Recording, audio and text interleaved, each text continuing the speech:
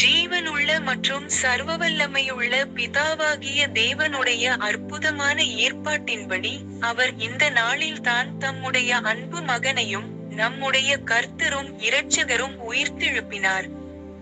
இவ்வாறு கர்த்தராகிய இயேசு சாத்தானையும் கல்லறையையும் நரகத்தையும் மரணத்தையும் வென்றார். இன்று நாம் அனைவரும் ஒன்றாக இந்த வெற்றியை கொண்டாடுகிறோம். அனைவரையும் அன்புடன் வாழ்த்துகிறோம். இன்று ஜூலை 20, 2025 தேதி, அது ஞாயிற்றுக்கிழமை, அதாவது கர்த்தருடைய நாள். பரிசுத்த வேதாகம பைபிளிலிருந்து இன்றைய கடவுளின் வார்த்தை. சங்கீத புத்தகம் மற்றும் அதன் 150வது அத்தியாயம், 1வது வசனம்.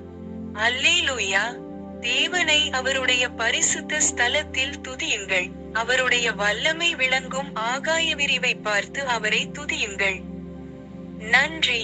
கர்த்தர் நம் அனைவரையும் ஆசீர்வதித்து பாதுகாப்பாராக. ஆமென்.